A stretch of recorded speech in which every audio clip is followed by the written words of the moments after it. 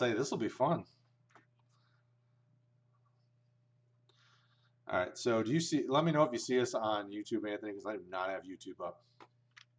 Oh, you don't? Okay.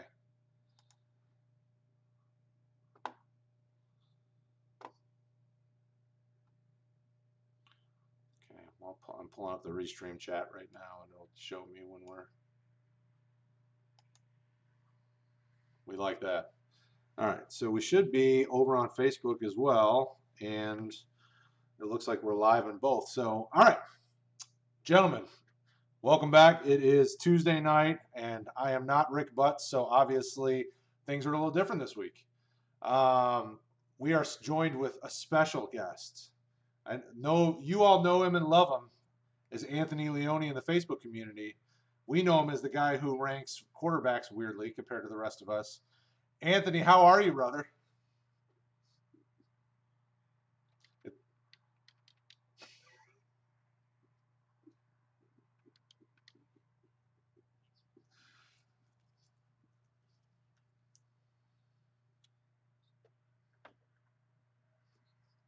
Yeah, it's been a while.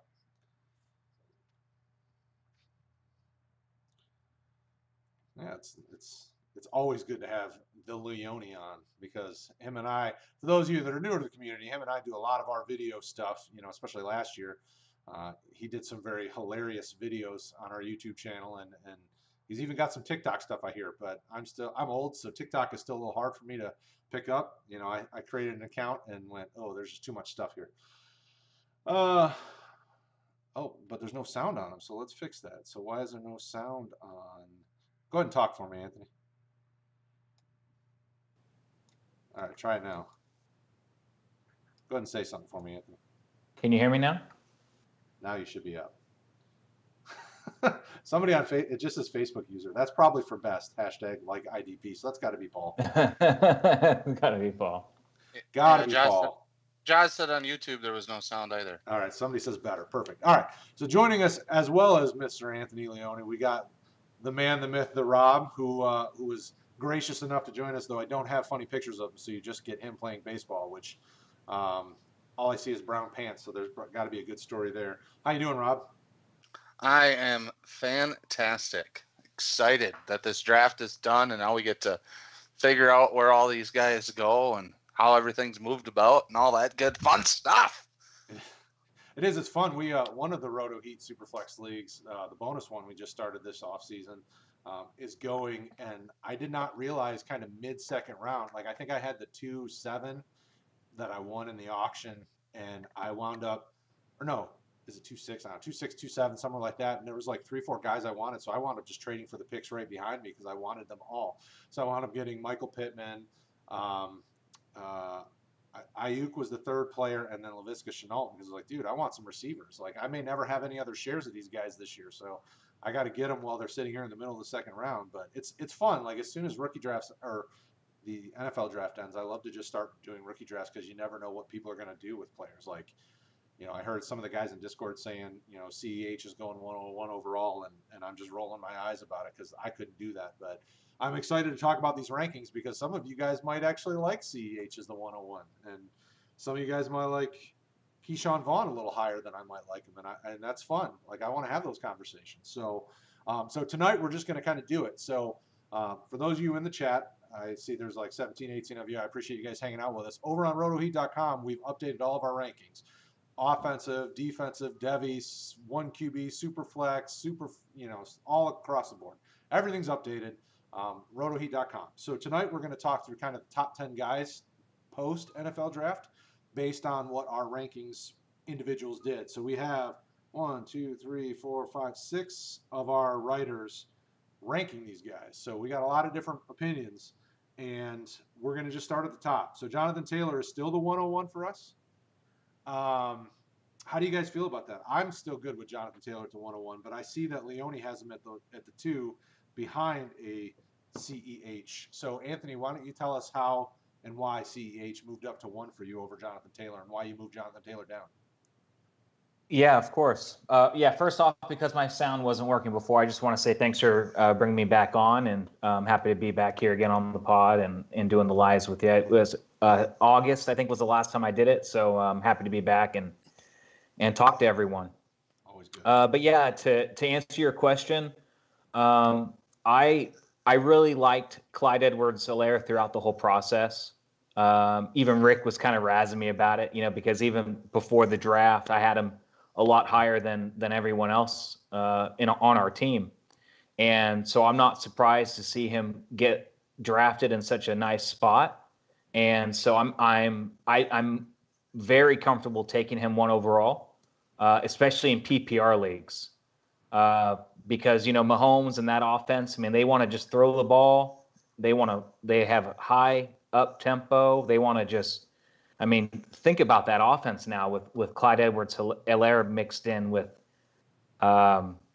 Kelsey and Hill and Mecole Hardman. We have Clyde Edwards-Helaire more like, Kareem Hunt's back in a way. So I really think he's going to do really well. Now, that doesn't mean I don't like Jonathan Taylor. I mean, he's our consensus number 1, and I think he's my number 2. So, I mean, I think if you have to decide between these two, if you're in the 101, 102 spot, I don't think you can go wrong. If I was in several leagues and I had the 101 in a few leagues, I'd probably take Clyde Edwards-Helaire 2 times and Jonathan Taylor 1 time. I mean, it's not like they're that far apart for me, but yeah, I mean those are kind of the top 2 for me, and that's why I have Clyde a little bit higher. But I think both are good, and I understand why we have Jonathan Taylor at number 1 as well as a consensus group. Yeah, it looked like you weren't alone. Jay also has him at the 2, but yeah, it's real close for everybody. Now, once you get to CEH, then everybody has him a little bit different. And even last month, so last month when we did our pre-draft rankings, he was like the 7 spot kind of consensus on the team. So he's in the top 10. He's jumped the most. Rob, how do you feel about CEH? Are you comfortable interchanging him, kind of like Anthony is, where it can kind of be either or depending on what your pick is at the top? I think the traditionalist in me still wants to go Jonathan Taylor, but I wouldn't be surprised if it ends up that the better play is to actually go CEH, just because of him being the perfect fit in that offense. I mean, can a rookie running back catch 100 footballs? I mean, is that a possibility in that offense? The one thing that's going to hurt him for being on the field all the time is he's not the best pass blocker, which in that kind of a high-profile offense, that's going to be important too. But, I feel pretty solidly that he's in a position where he could easily be the highest scoring running back at the end of the year, potentially. So having him at 2 is comfortable for me. I still think Jonathan Taylor is the best all-around, best runner in the group. And so landing behind a great O-line in Indianapolis, that's why I still give him the advantage over Clyde Edwards-Helaire. So, but yeah, I mean, I can understand why, and he might end up, like I said, being the best producing running back this year from these rookies. But definitely comfortable having him in the 2 spot for sure. So what do you guys think about his value in the immediate with what they've got there? Obviously last year, some people in the community were high on Darwin Thompson, and obviously they like Damian Williams for whatever reason. Are you guys afraid of what's ahead of him? Because even like Darrell Williams, they've got a stable of guys, and I say that loosely, they're just guys. I'm not really super excited about any of them, but I know I've seen some people on social media kind of bouncing some of these other names around. How do you feel, Anthony, about the rest of the guys in that stable? Do you think, because of the talent of CEH, he's just going to kind of leapfrog them all and just become the day 1 starter, or do you project him as somebody who's going to take time to get up to speed? I think he and like everyone else in this class, we look at all the running backs taken, they're all in situations where they're going to share the backfield in some form or another. All of them are going to. But with Edwards-Helaire specifically, I think he can come out of the gate and obtain that PPR value strong. I think Jonathan Taylor is going to have a little bit more of an uphill battle in that sense, because it's not, it's the backfield isn't completely his either. But I do think, especially in PPR leagues, you're going to see Edwards-Helaire gain a lot of value right out of the gate.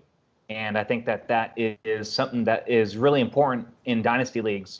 When you need to, if you're drafting at 101 or 102, you probably need a running back. There's probably some holes on your team. And if you can take someone like that and then flip him for value, if you need to build up wide receivers or whatnot, the easiest way to do that is to take a young stud, have him do well early on, like I think he can, and then that's the right time just to flip him right then and there. And that's where you can gain some additional value for your team overall. Sure. And I like the conversation because I think there's just a lot of different opinions on him. Like I love Rustin Rose over on YouTube. Thanks for chiming in. He said that he's seen him going in 101 in his draft today. And then Jason Robinhold, thank you for joining us. He sees him as kind of a great long-term play where you don't see as much on him in 2020 when it comes to kind of elite production, out of the gate value like he does with a guy like Akers or such. So I think we've seen those kind of conversations. Craig over on YouTube says he's just here for the hot A. So that must be Anthony Leone. So I think we have those kind of two streams of thought where CEH is a really good long-term play, but people when it comes to his 2020 value have been kind of up and down. Like I liked Anthony's perspective on it, and I think it's interesting to see how some people are kind of back and forth. And I think that conversation is not going to end this season. Like I think it's going to take some time even into the beginning of the season because there's so many running backs in Kansas City. But Rob, what do you think about kind of that stable of backs and the value that CH brings to it, and does he have the ability to just take it over? Well, I think he's going to be in a little bit of a timeshare with Damian Williams. But Damian Williams has proved throughout his NFL career, I think, that he doesn't stay healthy even when he's given the workload. When he's given the workload and he's healthy, he's good, as he proved during the playoff run last year. But he always just gets a little dinged up, misses a game, misses a quarter, and he loses the job. He did that to Kenyon Drake a couple times. They went back and forth in Miami. Last year with McCoy. I mean, overall, the running backs on this team last year ran for over 1,350 yards. They ran for 1,351 if you take out Mahomes running. And so, I could see that being a fairly decent split and CH having 500 yards and stuff there. And Damian Williams may even having 600 or 700 yards. So from the running game, but I think from the passing game side, it's going to be a lot of a lot of CEH, and I think he could catch a lot of balls. I expect Sammy Watkins' usage to go down and McCole Hardman's to go up a little bit, but also, when you're stretching the field with all those speed guys, it's going to pull that defense up and back, and it's going to open up that underneath stuff. And so I expect a lot of dump offs. I expect him to make his hay in the PPR game as a pass catcher. And I think, he's probably going to catch more balls than any other rookie in this class and put up more yards. And, he's got the quick cut ability. He's not fast, but he's got the quick cuts enough that, if the speedy wide receivers can get back and block for him, he might have a chance to pull off some longer plays too. Yeah, I could when I kind of tried to project him myself, obviously I wasn't part of this rankings group. But when I tried to project him for myself as I was prepping for drafts, I see a lot of opportunity for catches just because of his ability to, his kind of that wiggle and his burst and his footwork, is really top notch, so I could definitely see him getting a lot of PPR action this year. Over on Facebook, I have the 103 and really want the 102 in order to grab CEH or JT. The 102 guy is a Buckeye fan, and the publicity said, he must mean publicly said, he likes Dobbins, which is great for him, but I'm nervous. The more news he hears, he will change his mind.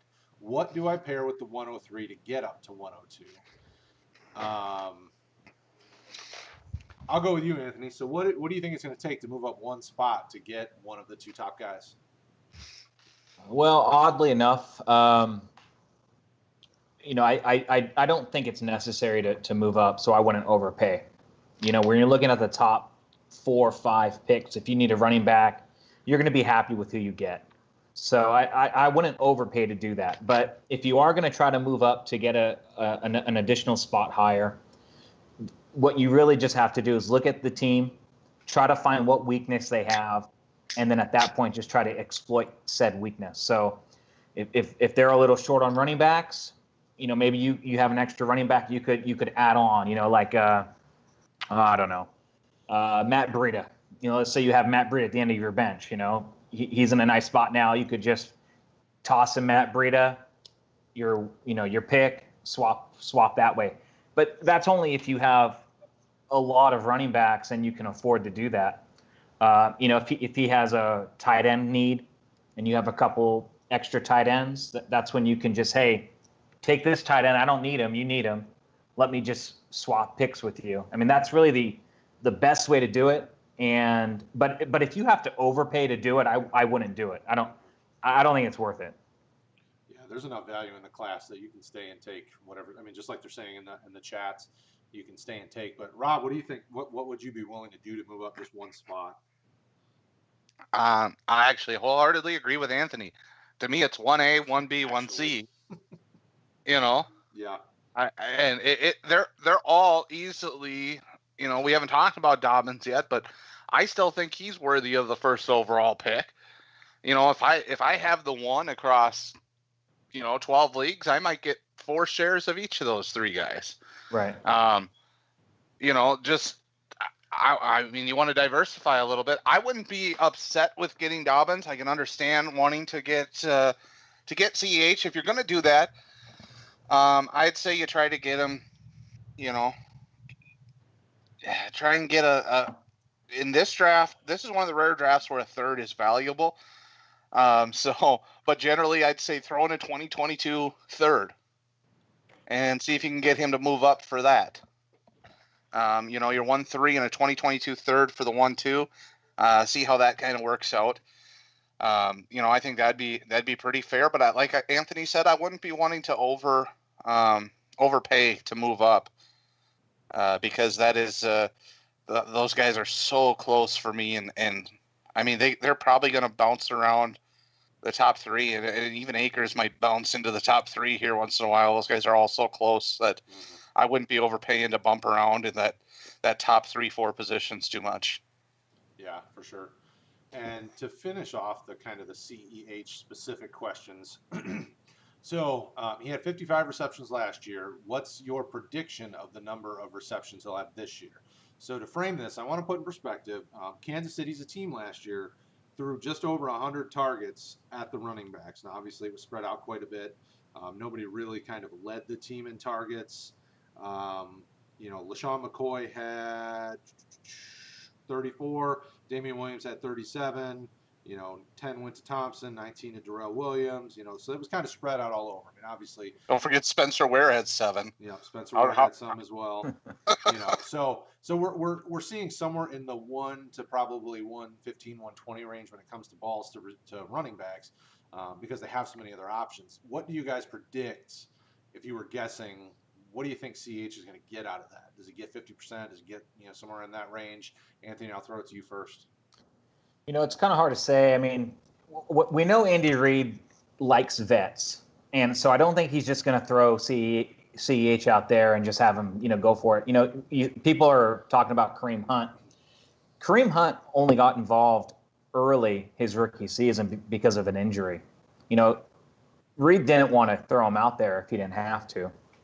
So I think it's hard to say. I mean, I still think that they're going to spread the ball around quite a bit. And, I saw here in the chat, Jason was saying how he thinks that Clyde Edwards-Helaire is more of a long-term play. Mm-hmm. And that may be. We may not really see him this year as much as a lot of people would like to see him. But, this is Dynasty, and that can go for any of these guys. Rob mentioned Dobbins. He's behind Ingram right now, and Jonathan Taylor with Mack. I mean, we don't know exactly how much work all these guys are going to get, but I think it's possible CEH gets quite a good share of the carries and especially the receptions out of the backfield. I think it was rumored that Mahomes hand selected this guy. He really liked what he brought to the table for their team. So, ultimately the best players are going to get the ball because that's how you win football games, and I think that's what they're going to try to do. Sure. Rob, what do you think, buddy? Yeah, I could see him taking a good percentage of that those targets. I think the other thing is we're going to see that offense look a little bit more explosive, hopefully, all year than it did this last year. You got to remember, Patrick Mahomes went down with his dislocated knee. He missed a couple of games. That kind of changed the way that offense looked for probably a good 4 to 6 weeks in there. And so I think that there's going to be potentially more opportunities than what there were last year. I also think, look at what Clyde Edwards-Helaire did in the passing game. The way he looks as a pass catcher, there's no way you're not going to get him the football out there in that role. I think we've spoken to, we could see Damian Williams maybe taking more of the between the tackle roles and getting more of the carries. But Clyde Edwards-Helaire is also undervalued, I think, as a running back. Not just as a pass catcher, but as a running back between the tackles. He's better at it than a lot of people give him credit for, in my opinion. And so I think his role will grow as the years progress. But he will. I don't think 80 targets is out of the question. 80 out of, what'd you say it was, about 115? Yeah, it ranges, with the Chiefs about 110 to 120. I'd be safe to say. Yeah, I wouldn't be surprised to see him take 80% of those targets just because of how good he is at it. Nobody else on that team has that skill set anywhere near that level in the receiving game. Yeah, the struggle I have with younger running backs with Andy Reid is kind of how he fits them in early. I definitely think he's got long-term value, like you guys have been saying. I'd probably, I saw in the chat, Jason over on YouTube said Hunt had 63 targets in year one, 16 games, 35 in year two, and just 11 games. I definitely think he's probably, I kind of was thinking 55 to 60 would be a safe number to project him when it comes to receptions in year one, with Damian Williams getting more of the between the tackles work.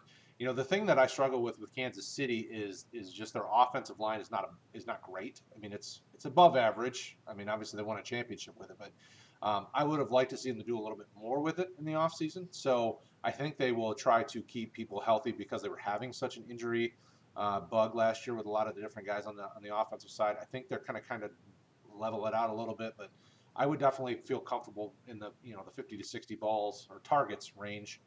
How much of those he catches, all depends on him at this point. And Brad, yes, sir.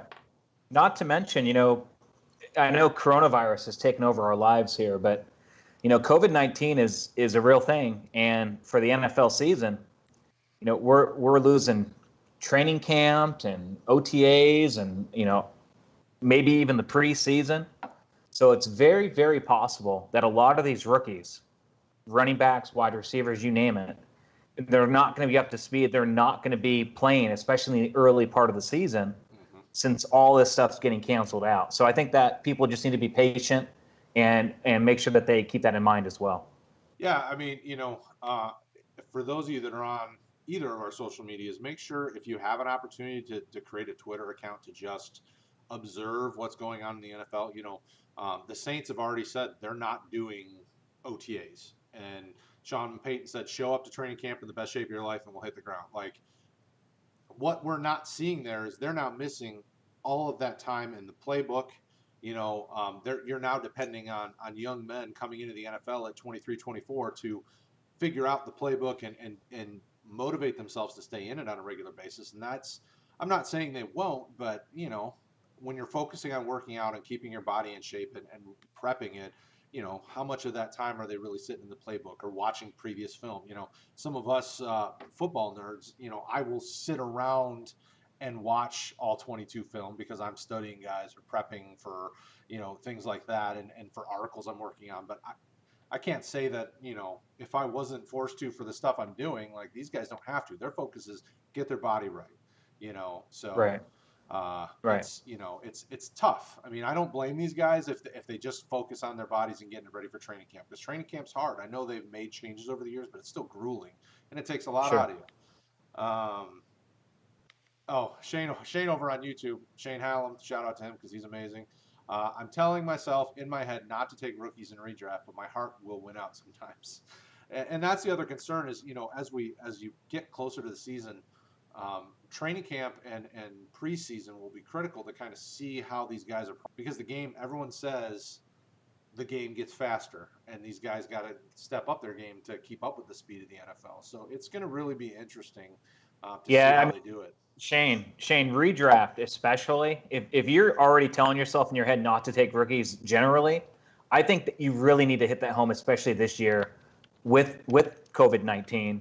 A lot of these rookies aren't going to be on the field this year, and it's really out of their control. It's out of everyone's control. But of all years, I do think that rookies are going to take a hit on production. I do think so. So I think that is a good mindset to have, especially this year with what's going on. Yeah, it's going to take time, and really the ultra, so when you were prepping, or any of us that were in Debbie and you're learning about these guys, the way they process the game is critical. The guys that are super, super smart and really detail oriented might have a better chance of picking up the playbook on their own quickly as they get ready. But I've seen playbooks plenty of times in the past. Those are big books. It's not like it's just like a short little 20-pager. I mean, these are hundreds of pages breaking down plays. So it's a lot. I respect players because there's so much you have to process just on the mental side of football. But we digress a little bit. I want the guys to be safe. Prayers out to Von Miller. We want to make sure our football players stay safe because we love this game and we love watching it. I don't want these guys to put themselves in harm's way any more than they have to. So as we wrap up talk on specifically CEH, Rob, is there anything else you wanted to add on CEH? I know we've been talking about him now for 25 minutes, but he needs the time because we need to understand what we're drafting at 101 if you do draft him there. Nope, I think we've covered it all. I mean, we could spend probably 30 minutes to an hour on every one of these running backs. I'm sure. So so far our consensus 101 in the rankings over on RotoHeat.com. Jonathan Taylor is still the 101 with the Colts. And as a guy who lives about 2 hours from Indy and hears all the stuff, it's probably going to be very similar for Jonathan Taylor as is CEH. He's going to come up here and have to split with Marlon Mack. Now, Nyheim Hines and I can't even remember the guy who's Jordan Wilkins. Yeah, Jordan Wilkins. Neither one of those guys are really going to be much of a competition at this point. They're just depth guys. But it sounds like Taylor and Mack are kind of the guys to own, and they'll probably share. But Jonathan Taylor's the ultimate talent. I mean, like he eventually will, very much like CH, in time will be the guy. So 101 Taylor, 1-2 Clyde Edwards-Helaire. 103, this is one that's moved up 3 spots as well. Cam Akers, running back to the Rams. To frame this, though, Gurley's gone. Most of us on the team think Darrell Henderson is meh at best, and there is roughly, probably 1,200 plus yards of production to go around between these running backs. So, Anthony, how do you feel about Cam Akers? I see that you have him at the 3 spot in your ranking, so this is right where obviously the rankings listen to what you said. You obviously know what you're talking about. Why do you like him at the 3 spot, and talk to me about him? Yeah, well, I think he's just a pure upside play. I trust Sean McVay. I trust that they got who they wanted for a reason, and this guy has a lot of upside, and I see him as a potential 3-down back. I mean, there's not much more else to say. I was never a big Darrell Henderson believer. Last year when people were kind of talking him up, drafting him in the first round, I just kind of laughed. I mean, I did not see him as anything special whatsoever. And, people had their concerns about Gurley. I get that. But I just never was a believer in Henderson. And I'm still not a believer in Henderson. I think there's no surprise to me that the Rams went and drafted their guy. And like I said earlier about CEH, Akers has the opportunity to just come out of the gate just screaming, just killing it. And he's a guy where I think you could easily flip for value. And when you're talking about these early running backs, these early draft picks, I think it's important to also consider the longevity play. But if you can get a guy who can just come out of the gate like that, sometimes that's better than anything else, because that value is there for you to flip. So that's kind of how I like to kind of handle my teams and what I like to do. And you just have to be kind of careful, because you don't want to miss an opportunity to trade someone. And I just think that Akers has that potential to be that good. So while there are some safer guys on this board, the Swift, the Dobbins, we'll get to them in a minute, I personally like the upside of Akers, and that's why I have him 3. Rob, how do you feel about Akers? I think Akers has a good upside. I've got him in my 4. Even though he comes in 3 on our overall, as far as the talent and the potential, he's right there with those guys. I think he's got the most development work to do of any running back in this class. And when you watch him on tape, there's some indecision or even some bad decisions going through holes in the passing game. I don't like him as a pass blocker. I thought he kind of half-assed it a lot on that front and just missed, picking up linebackers and that coming off the edge or coming up the middle. He'd go to block the wrong hole, and the linebacker come from the other side. So he's got some issues there to figure out on making the right decision. And part of that I'm willing to forgive because of the fact that this guy for the last 24 months has been running for his life on every play at Florida State. I mean, that offensive line was horrible. Now, I like the landing spot in Los Angeles because I think they're looking for a lead back. I don't think that's Darrell Henderson. I agree with everything Anthony had to say about him. My issue, though, is how can he learn to make some of those right decisions when he's arguably running behind the worst line in the NFL last year? I believe they ranked 31st. So second worst line in the NFL. He's going to have some of those same issues. And when you're trying to correct some things that were brought on by not having lanes to run through and always having to make decisions behind the line of scrimmage, it doesn't give you the ability to kind of adapt and learn how to make those changes when you're still avoiding guys 2 yards, 3 yards deep. So that's my concern there. I think his floor is the lowest in the immediate of all of these guys, but I do believe he still has a high ceiling. Yeah, the interesting thing with Akers, in my mind, of all the running backs, so we're going to talk about Swift and Dobbins, and we've already talked about the CH and JT, is he's probably the one that's got the easiest road to a starting job without as much competition, because like we all agree, Darrell Henderson is nothing to really be excited about. But he's also got the most things to be concerned about, because all the other guys have functional offensive lines, and even great in JT's situation, because the Colts offensive line is just studs. I'm assuming it's Paul over on Facebook. Akers was such a talent on a crap FSU team. He's our resident all things Florida fantasy footballer. So I do like that take, because I like Akers. I'm a fan of Akers. I think he has a lot of potential to get, kind of close to the 1,000-yard mark. I still think Henderson is going to get some action, because they drafted him in like the 3rd, 4th round when he came out. So they took him high enough that they're going to do something with him. When you have the Malcolm Browns of the world still there, that'll get some action as well. Shane over on YouTube, I loved Cam Akers after his freshman year, but man, the last 2 years were bad. And it wasn't all the O-line. I have some worries behind a poor Rams O-line that wasn't really addressed. So like you were saying, Rob, the Rams still need to do some of those things to help give him and Goff the protection they need to do what they're supposed to do. So there's very much concerns there. But the talent is undeniable, and the situation is perfect, which is why I easily agreed that moving him up, top 5 is perfectly fine, because he should return you immediate value. He's probably of the three backs, he has the quickest opportunity to return you value starting week 1. CXK over on YouTube, one of our faithful. Love you, CXK. Akers is also a class act off the field. So character is a big deal.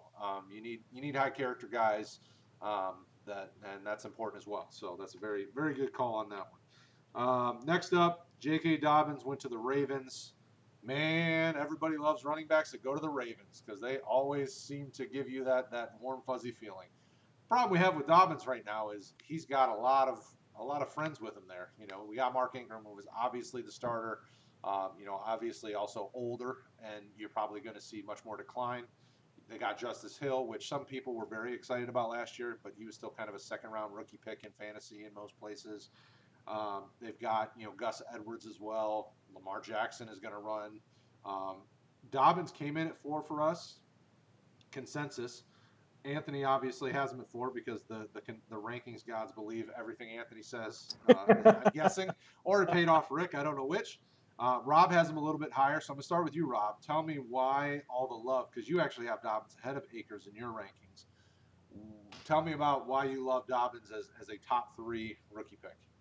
I do. I think he's the more complete back coming into the NFL. He's explosive. He's a good pass catcher.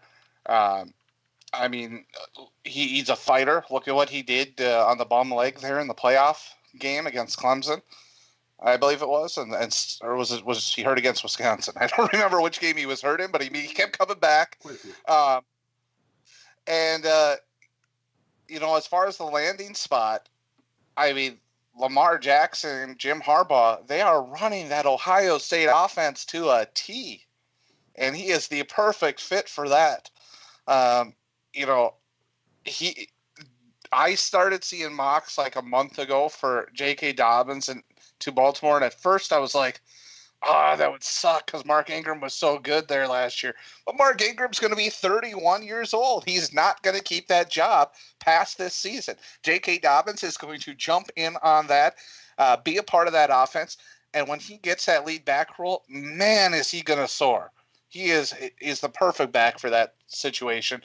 I love me some J.K. Dobbins. Before the draft all came in, he was my 1B to Jonathan Taylor.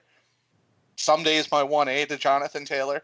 So, having him as my 1C right now with the number 3 spot, I love it. I love J.K. Dobbins. And I hope I get him in a whole bunch of places. Yeah, the interesting thing is when you look at the stats from last year, Baltimore has like 2,000 yards of rushing yards just purely from their running back group. Edwards had over 700, Mark Ingram had over 1,000, and Justice Hill had a couple hundred. So there's definitely room to go around there. But the tough thing is figuring out who's going to be that guy that's losing those touches. Somebody's got to lose it if somebody's getting it. Anthony, how do you feel about Dobbins? I know it looks like you have him at the 4 spot in your rankings. Do you think he has potential to kind of step in and really start to carve out a role this year? Or do you think he's a guy that's like the others that we've been talking about, kind of a longer-term play? Yeah, out of all of them, I'd say Dobbins is the longer-term play, and that goes for everyone that we're talking about. Even Swift, who we haven't talked about yet. I think Dobbins is going to take longer than everyone else. I do think though that he is a elite running back, and I think if you have a team where you don't need him this year and you can wait, then I could see you arguably taking him higher than anyone else we've even talked about. If you want to just go straight, longevity type play, Ingram has this job locked down this year. Even though he'll be 31 next year, like Rob said, I still think if they keep him on, if he has a good season, he'll probably maintain that starter role next year too, depending on how well Ingram fares this season. But if you can wait for J.K. Dobbins, he's going to be a tear once he leads this backfield with that offense they have with Lamar Jackson and Marquise Brown. That's a sexy offense. So I love J.K. Dobbins. I think if you can wait for him, he'll be worth the wait. Yeah. It'll be interesting to see, because they don't pass a ton of the running backs. I think they only had like 40 or 50 targets to the running backs last year. It'll be interesting to see how they kind of manipulated, because not only that, they added wide receiver help in the draft. I mean, you had some decent talent going to the wide receiver room to go with Boykin and Marquise Brown. I believe Ingram. Oh yeah. Over on Facebook, they believe he's an unrestricted free agent after this year, and I think I'd have to pull up Spot-Track, but I think they either can get out of his contract for a little after the season, or he's is a free agent. Yeah, there's an out. No, I think there's an out, but I think he's signed. Like, I think they can re-sign him for another year. Yeah, that's what I was but the question is, are they going to want to do that with a 30, 31-year-old running back? A lot of it just kind of depends on how well Ingram does this season. I think that's really what it comes down to. Yeah, and the other part of it that we have to factor in is the overarching narrative that soon they're going to have to pay Lamar Jackson, because he's now year 3 of his rookie deal. Normally around year 4, you start hearing the guy say, "I want more money," and if they don't, then all hell breaks loose. They hold out and all sorts of crazy stuff. So the cap casualties could be coming from this offense. Now, obviously, they have a lot of guys on rookie deals right now, but there will be a reckoning at some point. They got to pay people.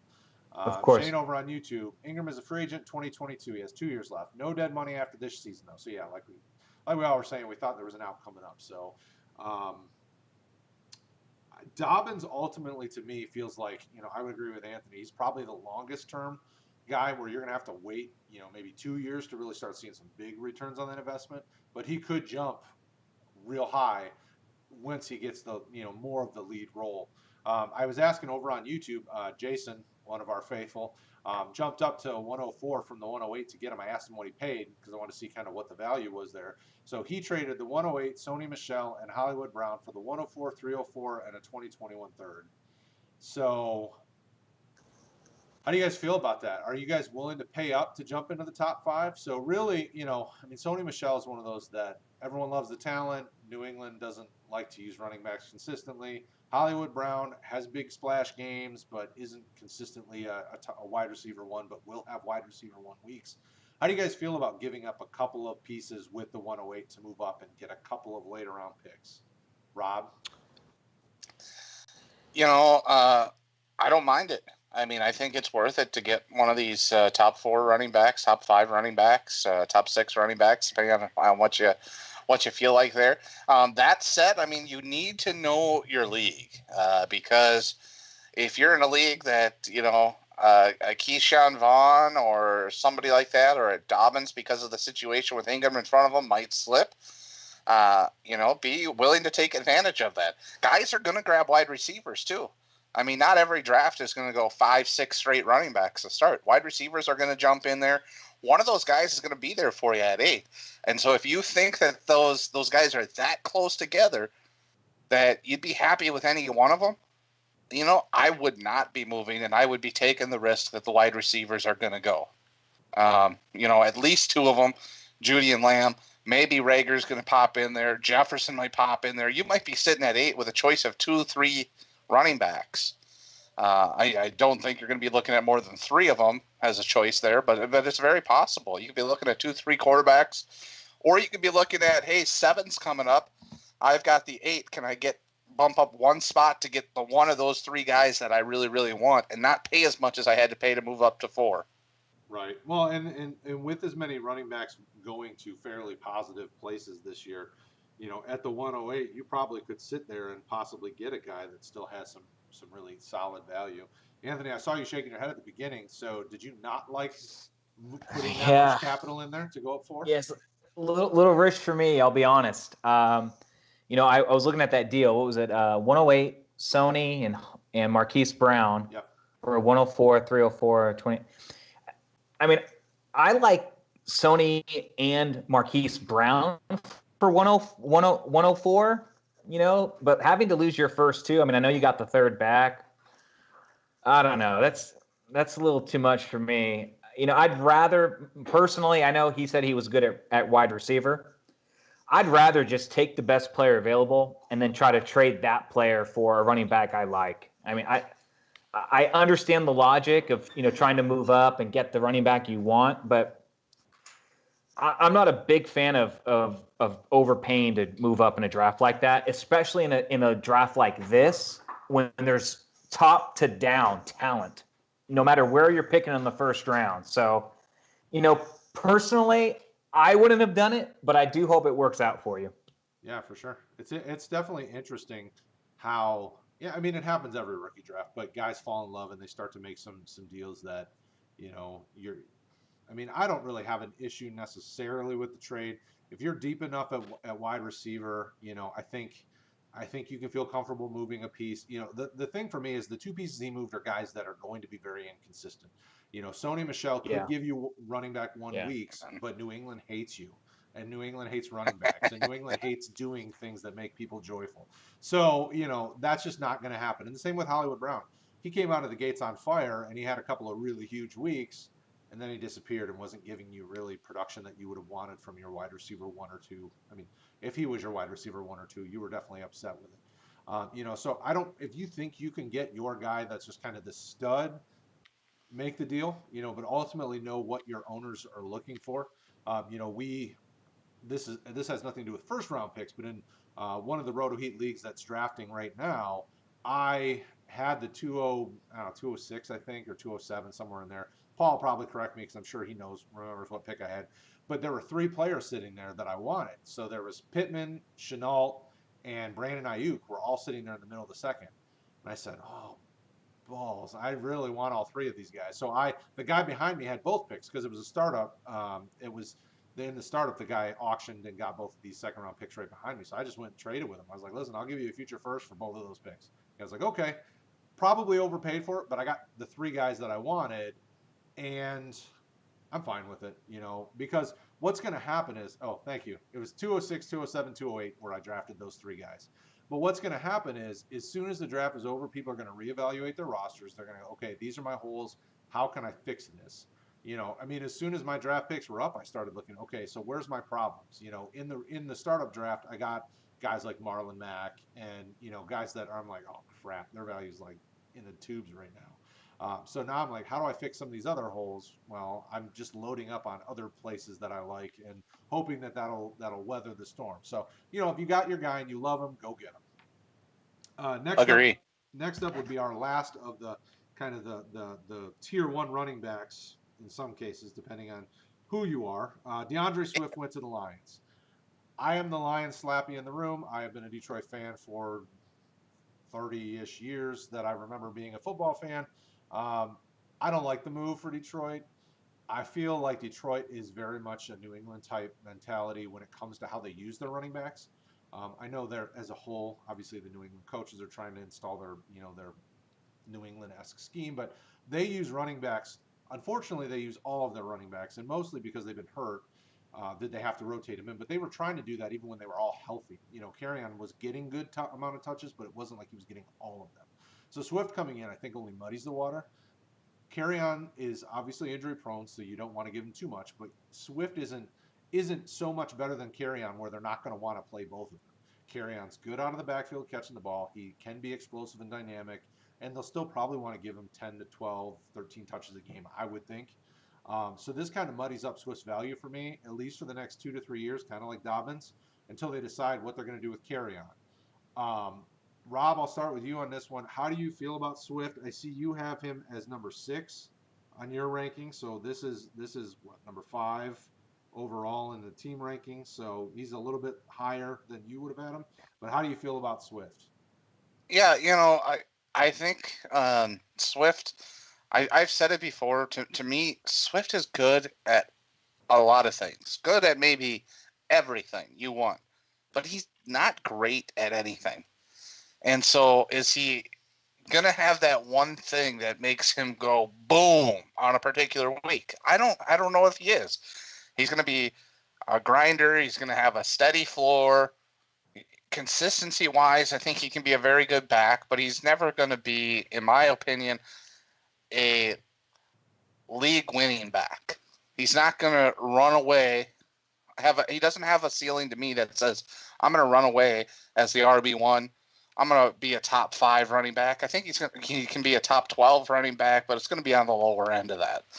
I just don't think he doesn't have anything that wows me. And then you're splitting with Kerryon. You've got the the issues with Detroit that they've had for years with figuring out their running game. I'm just not that big of a fan of DeAndre Swift. I think he does everything fine, but just nothing that he's superb at. And when I consider all the landing spots in that, I think he had the worst landing spot of any of the top 6 running backs. And so that's just pushed him down my board to the bottom of my now 6 running back tier 1 kind of group, or tier 1 and tier 2 kind of group. Sure. Anthony, what do you think about Swift? He was actually, again, at the same spot as you would have taken him at 5. I think Rick and you may be in cahoots with the rankings. Yeah, no, I think all of my top 12 are also in the consensus top 12 as well. And a lot of my rankings coincided with the kind of the consensus. So everyone was kind of gravitating toward what I was thinking. At least that's the way I view it from my perspective. Rick, you're in the chat. You can comment. I think Swift. I don't agree with Rob. I think Swift is not just kind of average at everything. I think he's really good at everything. In fact, I think he's so good at everything, he makes everything look average because he does everything really good.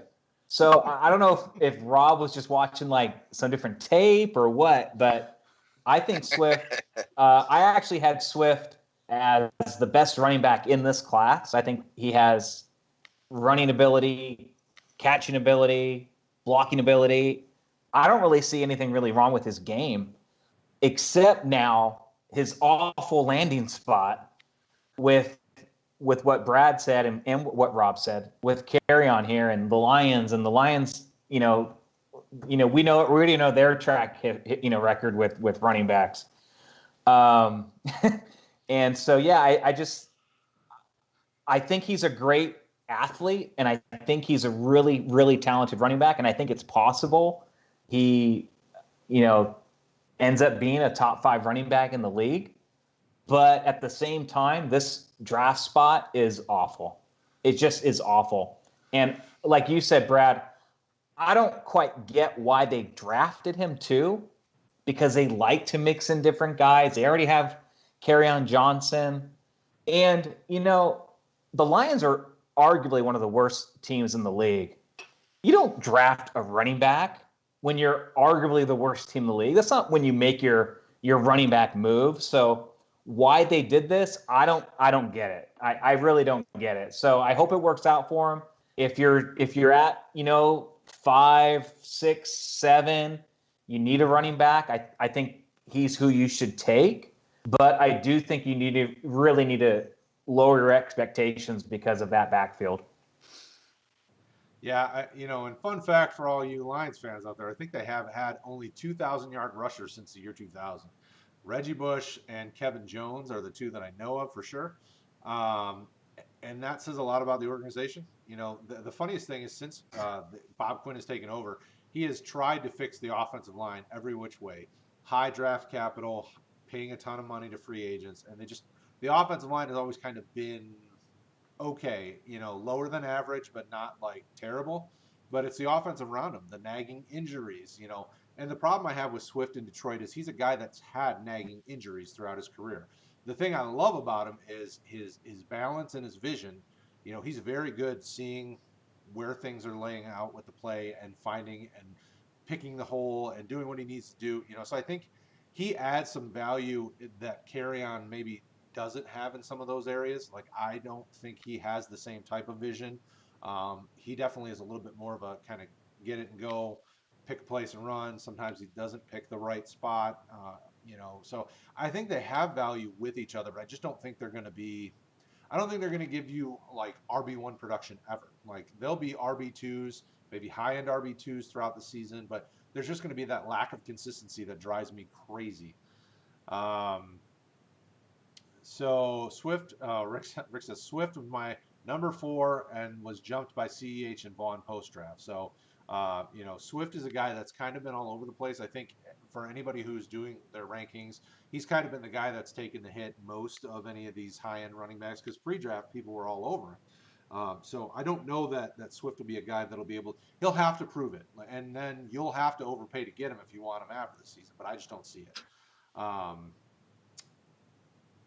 So that's me. I'm not sold on Swift long term, just because he has just as many nagging injuries, and running back shelf life isn't long as it is. So I'm going to let people take that hit, and they can have as much Swift as they want.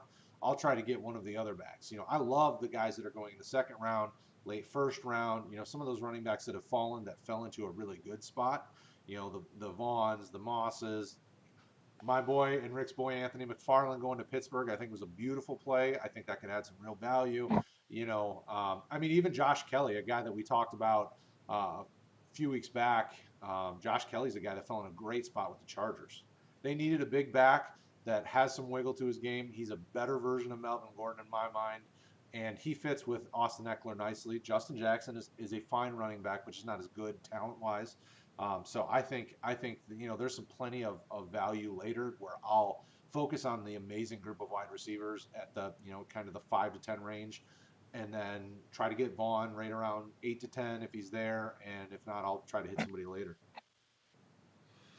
Okay, so next up is Jerry Jeudy. So he was not the first wide receiver taken in the draft.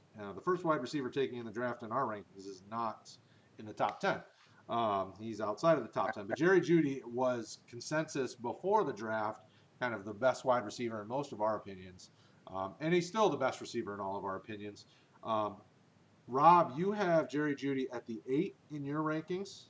Why is he so low for you, or why is he at the 8 for you? What do you like about him, dislike about him? Well, I want my running back rankings, or my rankings are running back heavy at the top. So he's still my wide receiver too. I didn't move him and CeeDee Lamb. I still have Lamb and Judy kind of 1A, 1B. I like Judy. I love his landing spot. I think he's going to be very, very productive there.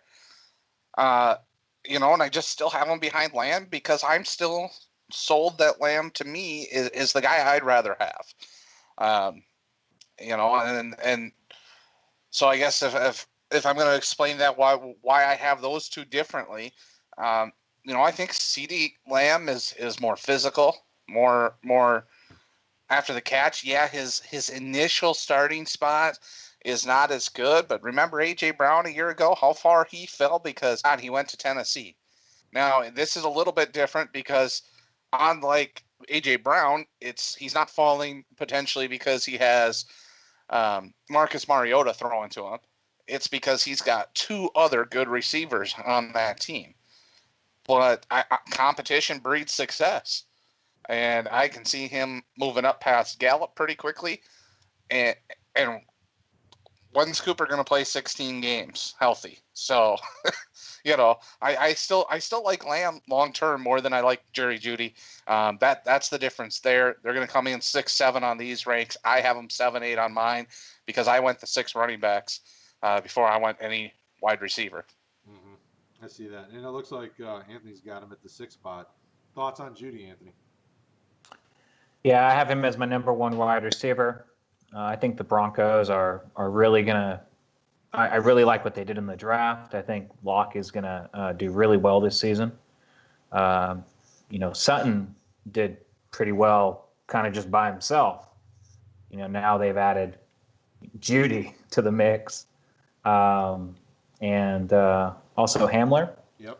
And the Fant. And the offense, I think, is really going to hum. They have Melvin Gordon. It's going to be a whole new, different kind of a team. I think their defense is getting some guys back too.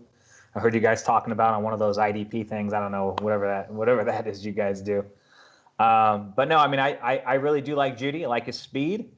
I like his athleticism. I think with Sutton and company, they're gonna turn a lot of heads this season. So he's my number 1 wide receiver. I think if you're drafting in the early first round, you can really take Judy anywhere. I wouldn't blame you to if you were at 101. I would say, hey, you should try to trade back. But if you need a wide receiver and you're at 101, and you want to take Judy, like I'm not gonna knock that. Like I get it.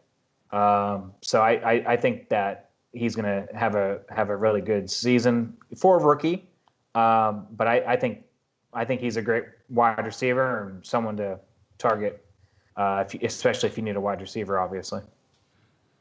So, in honor of our Facebook group, and I know it's Paul over there, Paul says two things. Brad loves himself some Josh Kelly. That is true. I love some Josh Kelly. Number two, he says we call it playing real fantasy football. In honor of Paul over on Facebook, Anthony, can you name any of the linebackers in Denver? Go. Okay, we'll move on. No. Yeah. So we'll. I won't go any further. I won't make. What position does Von Miller play? Linebacker. Oh, okay, I got him. Bradley Chubb, Josie Jewell. There's plenty of linebackers in Denver. But hey, you got one. He got one. He's only been in the league for 10 years. That's awesome. Yeah, I too am a big Judy fan. He's my number one wide receiver in the class. You'll hear a lot, especially when Rick and I are chatting about wide receivers. We love guys that are really good route runners. Obviously, good football players as well, but he's a great route runner. And adding him with Hamler, they even added Tyree Cleveland even late in the draft to add some extra speed.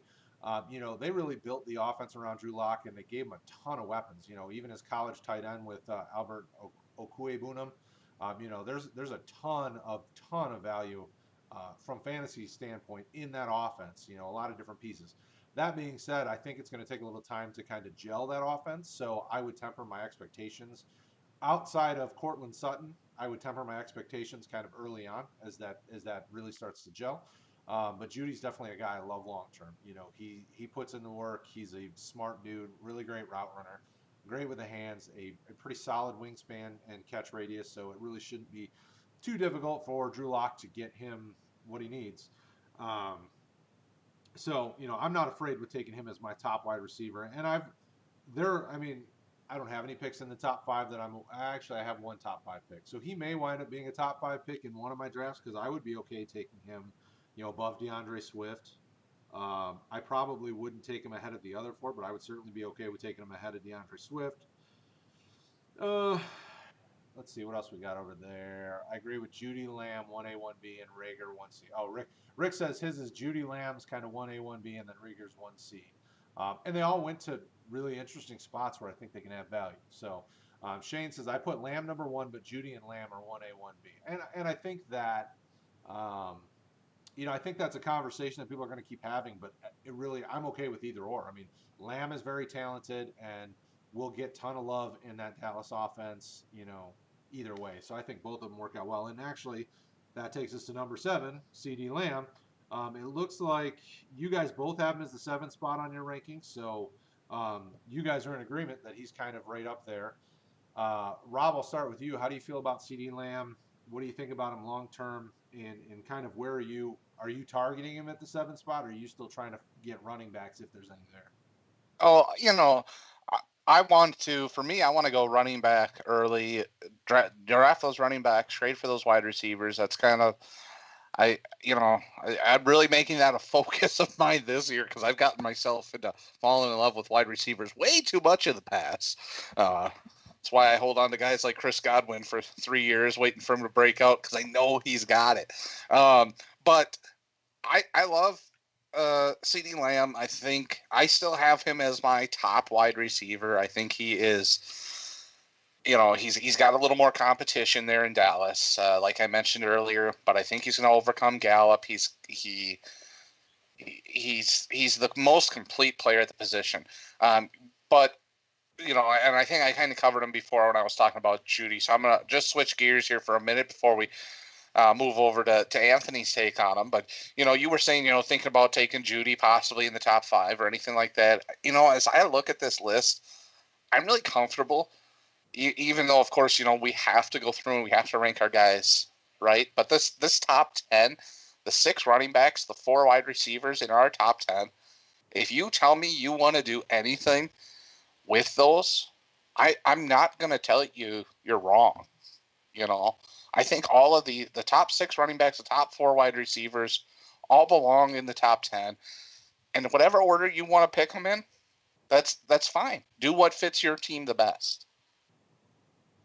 Absolutely. Anthony, how do you feel about Lamb?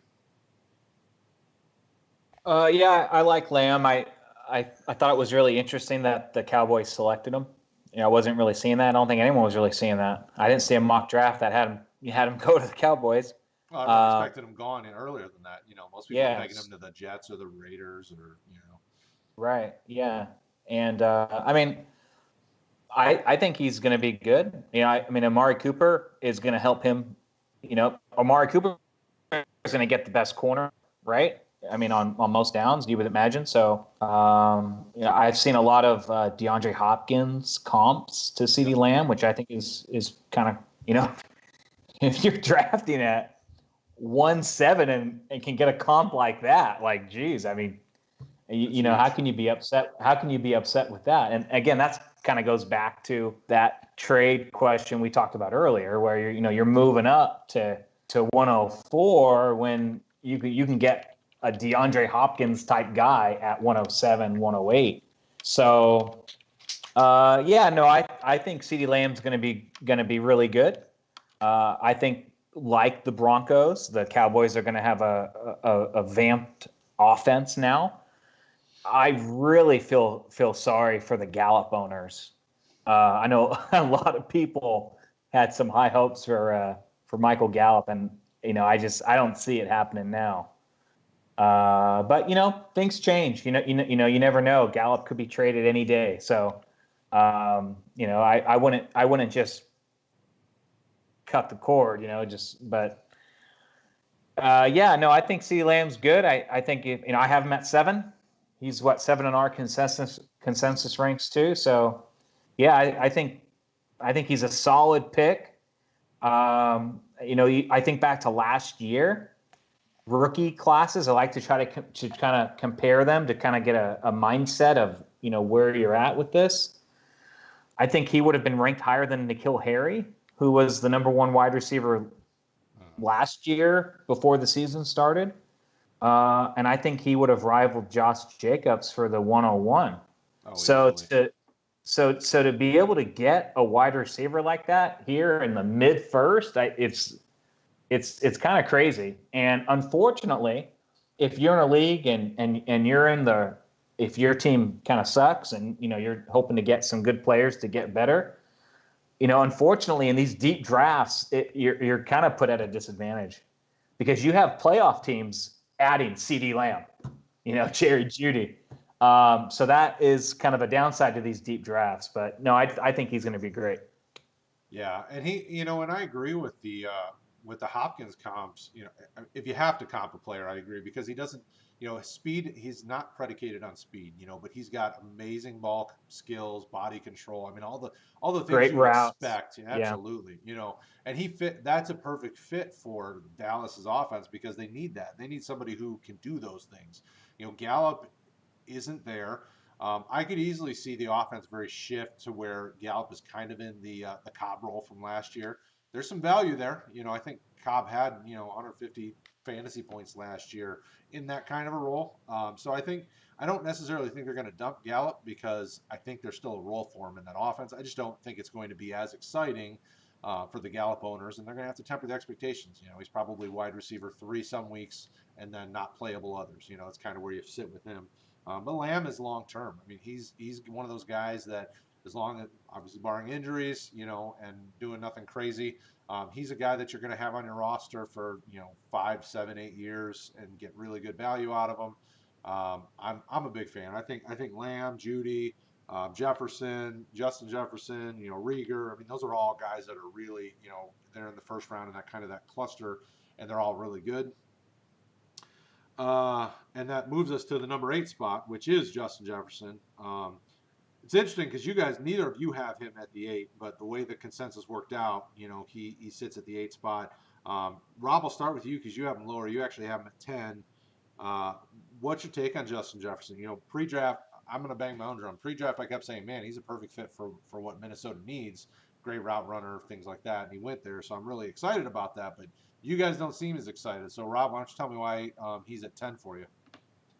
Again, I'm going to say I'm very excited. The top 10 are all interchangeable, really, depending on your feeling. I love the landing spot for Justin Jefferson. I think it's great. The only reason he's not higher is that we've already talked about 8 of the guys I have above him. And the other one that landed in a great spot is Jalen Reagor. So, and I love that landing spot. Justin Jefferson landing spot is great. Taking over that Stephon Diggs role, check. Great route runner, check. I think he's going to be a great wide receiver for the Vikings. A great producer for fantasy football. It's just I got to put numbers next to these guys' names, so that's just how it shakes out. So I definitely have him as one of the top wide receivers in this group. This kid. One of the things you got to love about him is he's a hard worker. He came in as a 3-star recruit at LSU, and just turned that into being one of the best wide receivers in college football. I mean that's pretty impressive for a kid on a team that's known as a team that's known as a wide receiver factory for the NFL. To go from a 3-star recruit, not be that highly touted, and you end up becoming one of the best wide receivers in college football, one of the top draft picks in the NFL. I fully expect to see that continue. Him to have a lot of success. Love Justin Jefferson, just like anybody here in this group that we're talking about tonight. Anthony? Yeah, I have very similar sentiments there.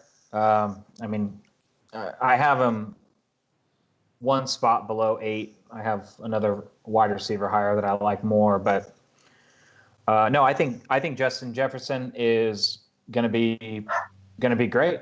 Next to Thielen, I see them doing really good things. Some people were concerned that maybe Justin Jefferson only did so well because of Burrow and that offense they had in LSU, but I think he's going to be. I think he's going to be good. I think the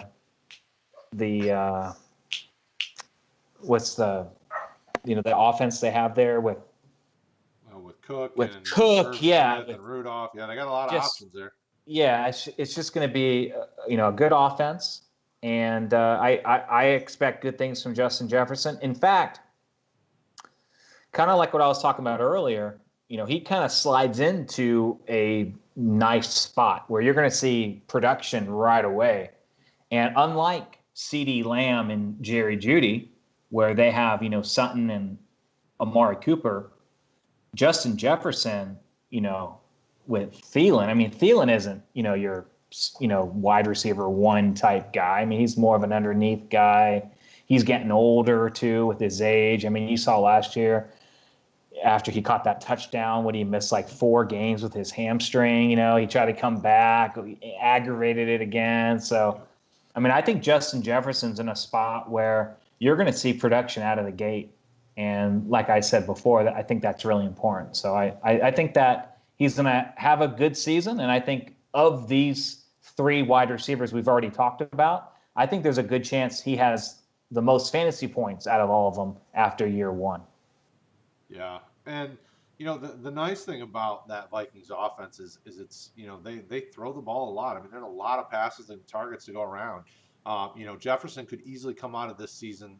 I don't remember my projection for him off the top of my head, but I think it was somewhere in the 750 to 900 yards and somewhere in the in the 4 to 7 touchdown range. And I felt good about that because there's actually more than that to go around with Diggs leaving. And some of the moves they made, but I expect, Irv Smith to make a little bit of a jump and Rudolph to still get some touches and Thielen and the backs, So I would still feel good with him as kind of like my wide receiver 2 with upside type play. So I definitely, you guys are spot on. Over on YouTube, 717 Philip asks a question. Welcome, 717 Philip. It's good to see you. He's got the 103, 104, and 109. Who should he target?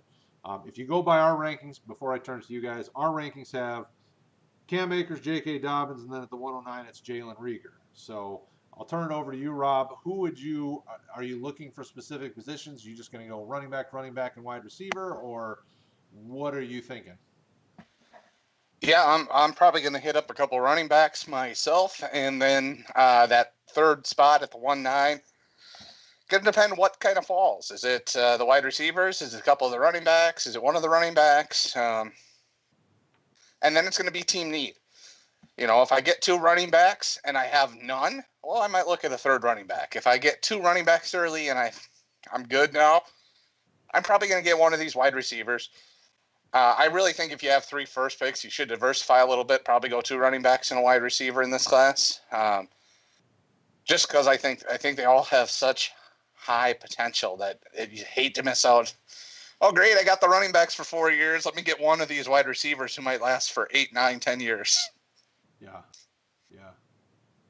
Yeah. I mean, the interesting thing is, you know, because this draft class is so deep, you know, I would almost even consider, you know, depending on what kind of draft capital you have after that, maybe taking one of those picks, you know, probably the 109, you know, if you're going to do running back, and see if you can move back a little and get more, or something of the, you know, like the 104. The 103 I would definitely keep because you're probably going to get most likely Akers. So I would want to keep that just to get a share of Akers because I think he has some good value. But I would definitely try to take one of those first and see if you can move back and get a bunch of extra value because there's that's so what many guys. So that's what I asked him in the chat. I mean, I asked if he has any seconds, and that was okay. And that's exactly what I would. Yeah, see, he only has 303. So, you know, that's exactly what I would do.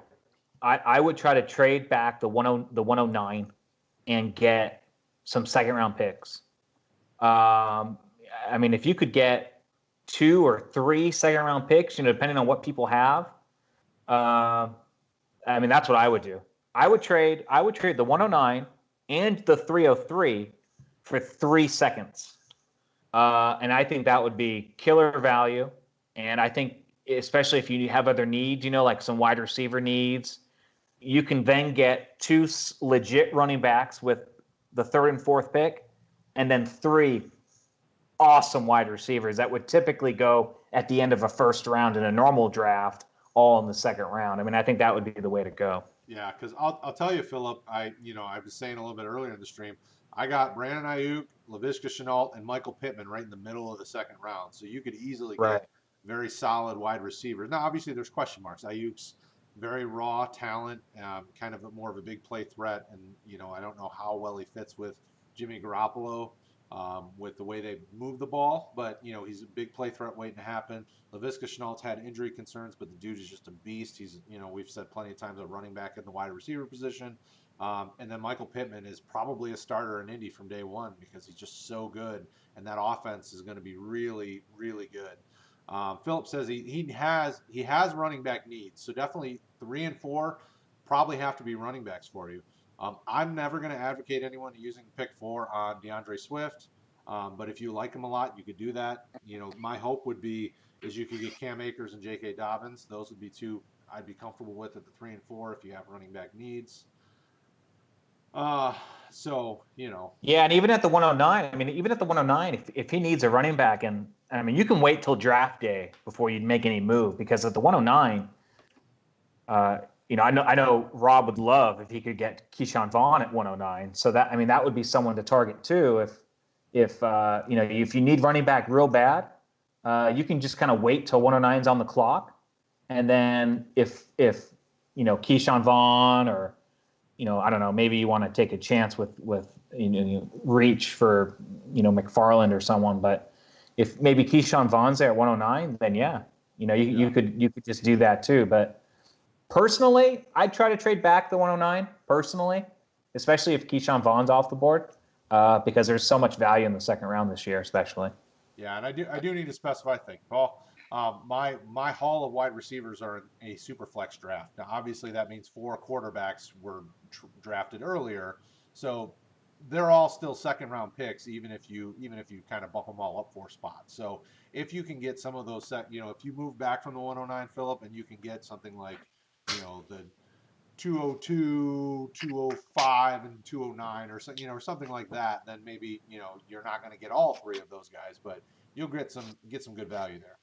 Yeah, I mean, but even still, I mean, Chase Claypool will be there. You know, Antonio Gibson may be there. I heard, though, he's going to probably be moved over to running back when it comes to eligibility. Well, that's interesting too. If he'll get that dual tag, you know, because you can also, you know, I don't know if they'll do that. I don't know, Yahoo does it a lot, but those dual tags are just huge. But yeah, there's a number of wide receivers, and we're not going to touch them on this video. Van Jefferson, but there's a lot of guys that you could get in the second round, even in a 1 QB league for sure. Yeah. Okay. I like it. That's good. So Philip, hopefully that helps. Hopefully you get your running back needs filled and you get a little extra juice for the 109 if you decide to move it. Legendary over on YouTube. Cowboys are the best. We just haven't won a Super Bowl this century. Well, that's a true statement. They're not the best though. As a Detroit the fan, latter part is the true part. Yeah. I did see a question about Brandon Ayuk. Anthony, you're our Cali guy. So what's your take on Brandon Ayuk? How do you feel about him in the 49ers offense? What did you think about him as a rookie overall? And does he have long-term value for you? Yeah, I was surprised my Niners drafted him. But I trust Kyle Shanahan. I really do. They think he's going to fit into their offense. And, I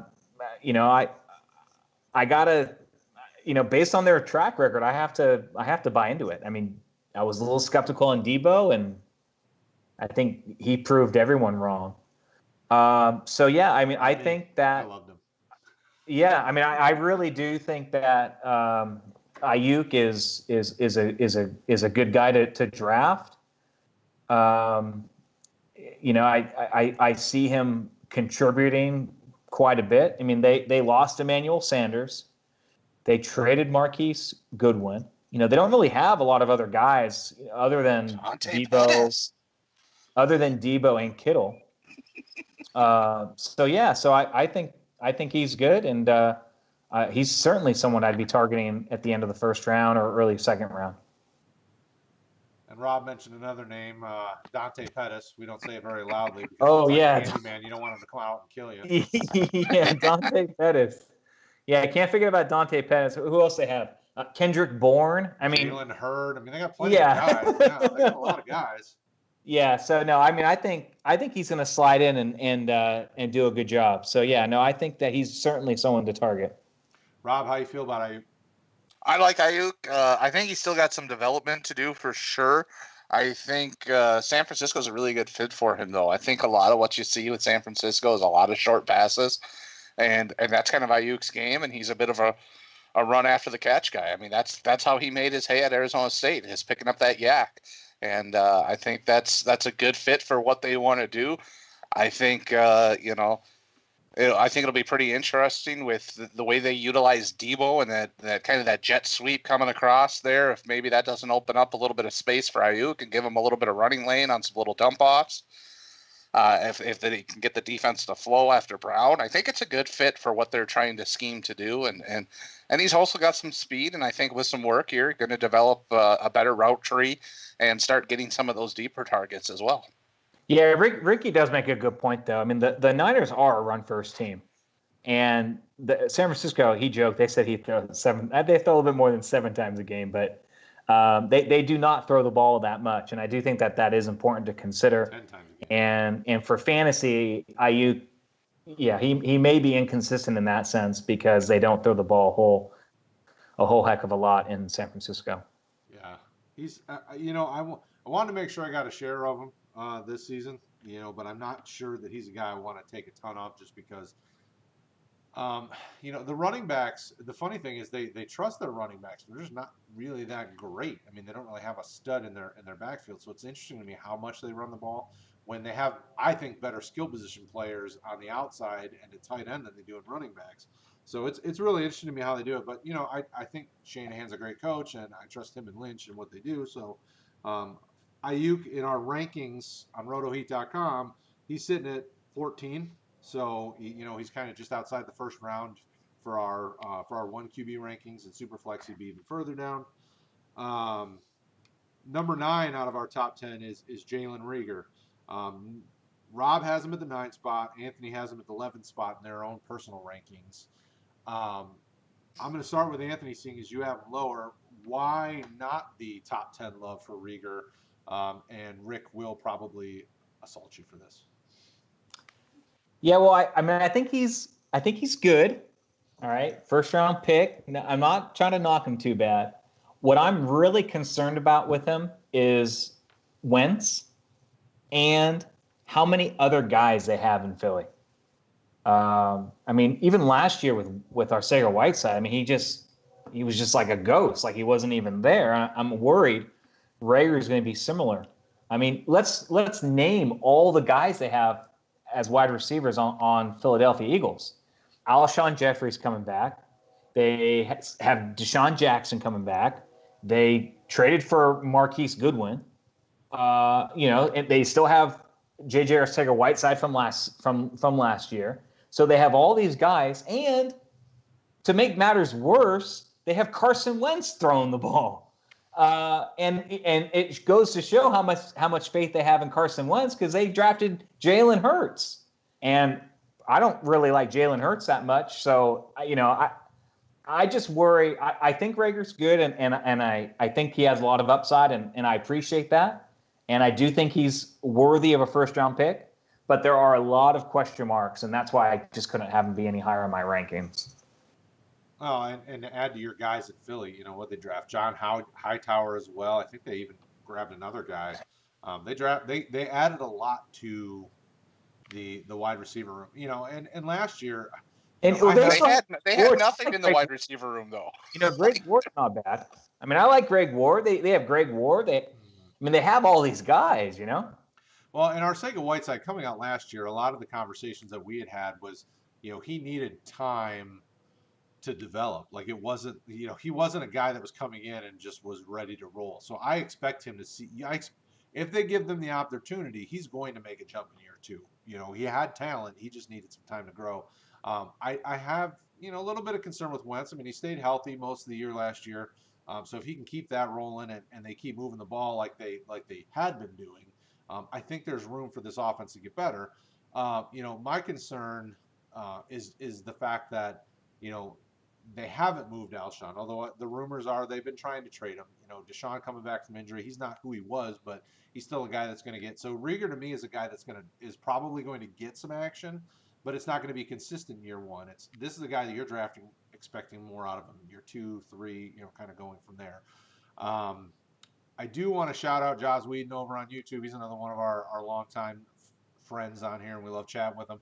He wants to know, so we were just talking 49ers. I want to jump back to him. Raheem Mostert. San Fran didn't do anything major to their running back room other than trading Matt Breida. So he wanted to know, is Mostert going to keep rolling? Is he going to continue to be the guy? I personally believe he is, at least for now. But how many years he's going to keep doing that as he's getting up there in age, I can't say. So I would say at least this year, probably this year and next year. Rob, what do you think about Mostert in the short term and the long term? Mostert is a guy that if you have him, use him. If you don't have him, don't go get him. He's got to be 29 years old. He was an undrafted free agent. He's bounced around. He had a great run, but he's not worth going out to acquire. And if somebody's going to give you a good value for him, take it. But otherwise hold him and use him. Run that streak as long as you can. Like I said, he's almost 29. His window is short. It's small. Do what you can with what you got, and that's just what he is. You're not going to get anything great for him, I don't think, from most owners, unless you get an Anthony Leone, San Francisco, let's go kind of guy who really, really wants them. But I think kind of the window to sell him was probably highest in the playoffs of the NFL playoffs in the early part of 2020 here, and you're going to see that value just kind of continuing to decline. So you're probably getting to the point now where you're not going to get good trade value, and so you're going to want to hold him and use him, and he's going to have those great weeks, and that's fine. We want to trade in fantasy football. That's what we like to do, but there's some guys you just got to hold too and roll with. And I think that's what he is if you have him. Anthony? Well, I guess he has to cut one of those running backs. Is that the deal? Yeah, that's what you're saying. He's got to cut either Damian Williams, you got to be able to Tariq trade Cohen, or Mostert. You got to be able to trade. I'm assuming he can trade one of them because all three of them are easily. You can easily trade any of those guys. So I hope you don't have to just cut them because, you can easily get a second for probably any of them. Williams depending would on be the guy I would try to move if I was moving one of those three. Yeah, I guess if you had to cut one, I guess it would be Williams because of CEH, but I don't know. I mean, none of the Bears, they didn't draft a running back. They have Montgomery and Cohen. I mean, that's a nice spot. The Niners have Tevin Coleman and Mostert. They traded Burrito away. I guess McKinnon's still there. I guess he's still a thing. But I mean, yeah, I think you should be able to trade one of those guys. And I agree with Brad. I think Damian Williams would be the one I would try to trade and find out who has 101 and say, hey, you're going to draft CEH. Here's Damian Williams. Like, I mean, that's what I would do. So I would do that. Okay. Well, there you go.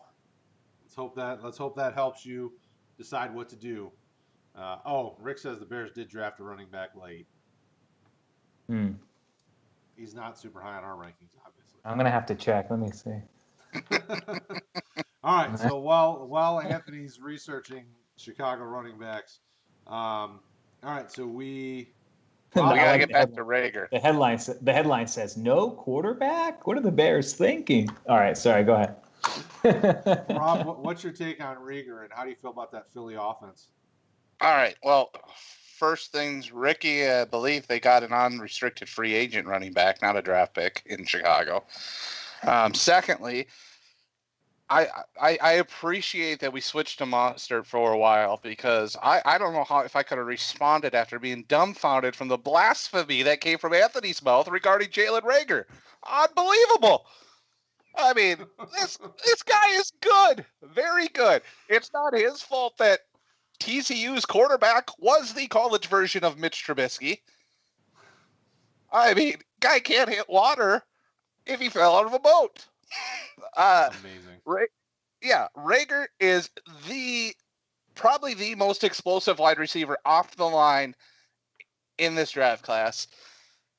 He is small in stature. He's not going to win, all the jump balls in the world, but he has the ability to go up and win the football, win those 50-50 balls. Obviously, the stature is going to be an issue on particular plays, but Reagor is an excellent wide receiver, and he fell to a perfect spot in Philadelphia to become the wide receiver one. He also has, I think, one of the better route trees in the game. He's got some of the best hands. He's good with contested catches. I think he's smart. He can get upfield, so he's going to be a vertical threat. He changes direction well. I mean, he just checks boxes for me all the way. And I am not worried about undrafted Greg Ward at all. The guy sat for 3 years on the Philadelphia bench as an undrafted free agent, didn't do anything, then played in the AAF, came back, and because literally even Carson Wentz's grandpa got hurt in the passing game, he found a role on that team. So I'm not worried about him. J.J. Arcega-Whiteside, he's got work to do. Not worried about him. Alshon Jeffrey, can he stay healthy anymore? I'm not sure. I mean, and Desean Jackson, he's dealt with some injuries and stuff too. Reagor looks a lot like Desean Jackson. Similar stature. He's fast. I mean, this is a perfect fit. I also don't understand why RotoHeat is so against Carson Wentz. I think he's a decent quarterback. What did he finish last year? Quarterback 7, quarterback 10, I believe it was, with no wide receivers. Tell me how many guys are capable of doing that outside of Carson Wentz and Aaron Rodgers. Well, his own team's against him. He drafted Jalen Hurts in the second round. Philadelphia likes to have quality backups. That's the Andy Reid coaching tree for you. Look at them. Nick Foles, quality NFL backup that can come in and win games. They don't want the bum off the street that they think can keep you from getting blown out, but they're not sure can keep the team rolling if they're rolling. They want a guy that's going to be successful. I think Jalen Hurts just also brings another dynamic. Maybe they're looking to go at the Taysom Hill route. They could be looking to go the New England route, develop and trade the way they did with Garoppolo, the way they did with Brissett. I think just to think that they took a quarterback in the second round as what they saw as a value isn't necessarily a knock on Carson Wentz. And there were worse teams that drafted quarterbacks even earlier. Yeah. What are the Packers doing? I actually like the pick for the Packers. That's a whole nother debate, though, another day. Well, it was the rest of the draft that was god awful in that sense. I need to just say I do view Jalen Reagor as a top 11 pick. So he's not too far off of the rankings, off of everyone else. Those were just my concerns and why I couldn't push him any higher than that. But no, I think he's a solid first-round pick. And while there is another wide receiver I would take over him, I still think that he is a solid pick. I do Bob fired up as we're getting closer to the end of the show. So with him fired up, let's go to our number 10 pick, our number 10 ranked guy, which is Keyshawn Vaughn. I know Anthony and Rob vary significantly on Keyshawn Vaughn. Looking at the rankings, Rob has him as the number 5 overall running back, or the number 5 overall player in his ranks, and he's at 10 for Anthony. Obviously, 10 is it, but Anthony, let's dig in a little bit more to Rob here. Let's get him fired up. Why don't you like Keyshawn so much? Yeah, I like Keyshawn in the sense where a running back in a good spot at the end of the first round. So, if you're drafting 10 and he's there, I think it's a great pick because of the upside. It is a great spot. That backfield is wide open. I don't like Rojo at all. I never liked Rojo ever. Even when he came in, I was didn't understand the hype there. And I don't. Who else do they have there? Peyton Barber. I mean, Keyshawn Vaughn is in a beautiful spot, and so I like him in that sense. But as an athlete, as a running back, I mean, I kind of have the same thought about Keyshawn Vaughn as Rob does with DeAndre Swift. I just see him really average. I mean, to me, he looks like a backup. I mean, it's not a big knock on him. I mean, he's a professional running back in the NFL. I mean, he can't be that bad, but I don't see him having elite talent. I don't see him. He doesn't catch the ball extremely well. He doesn't block extremely well. He looks like a backup running back. So I think they're going to have a committee in Tampa Bay. I do not think he's going to, be an elite running back. And if I had the choice between, Keyshawn Vaughn or, if I'm picking at the end of the first round and I can, I know you have Keyshawn Vaughn higher than, Judy and Lamb. And I mean, there's no chance in hell I would pass up those elite wide receivers to get a backup caliber type running back in Keyshawn Vaughn. So that's where I'm at with him. I think it's a good spot, and I think there's some upside late in the first, but I wouldn't go any higher than that. Rob. All right. Buddy. Uncork it. Let's release the beast. You know what? Everything he said wasn't as blasphemous as he did about Reagor and Philadelphia. Oh, man. Because he's not the only one that thinks that way. But I think you gotta dig a little bit. Akers, without a doubt, ran behind the worst offensive line in college football, probably of any running back in this class. Vanderbilt wasn't much better. Vaughn had 54 missed tackles, forced 54 missed tackles in 2019. For comparison, DeAndre Swift was at 40. Vaughn had over 1,000 yards rushing. Over almost 750 of those came after contact. I mean, he's physical. He's tough. So there's that. He is a little bit stiff, no doubt. Not the most fluid runner, no doubt, but he makes up for it with good footwork, low center of gravity. He's also excellent in pass protection. I'd say DJ Dallas, I think, was the best in pass protection in the class. Vaughn's probably number 2. He's very good in pass protection. He's got good size, 205 pounds, decent. That might make you worry a little bit about his his durability, but Vanderbilt listed him heavier, so maybe he cut down a little bit. The 40 time is right in with, other than Jonathan Taylor, every other top back in this class. Pass catching, like I said, I think he's a great pass protector. I think he's a very good pass catcher, underrated pass catcher. I mean, TCU had horrible quarterback play. Vanderbilt might have been worse. And so I think with a very qualified, with a good quarterback, decent quarterback, his passing numbers would have been much, much higher than they were. He showed that he can catch the ball very well. Runs kind of that zone mix. He has great explosiveness. He's got a second gear. When he gets loose into the secondary, into that second, third level, he can put guys away. Like this. This is my top end comparison, right? If you're trying to comp him, Dalvin Cook, when he breaks through, he's got that second gear and he can run away from people. That is Keyshawn Vaughn. Guess what though? When you can't block, you don't get to the second gear very, very often. So you got to go watch those plays to see when he gets to the second tier. He's fast, he's quick, he's going to run away. And Tampa Bay was one of my top running back landing spots. I think everybody was, I saw Clyde Edwards-Helaire there as a good opportunity because I didn't think the Chiefs realistically were going to draft a running back. So I thought Helaire would fit that perfectly. Keyshawn Vaughn is the second best player probably to go to that scheme because he's going to protect Tom Brady and he's going to be able to catch the ball. He can protect Brady. He can do the Sony Michel work and he can do the James White work. We don't need to be switching guys in and off the field. He's a lot better player than Rojo.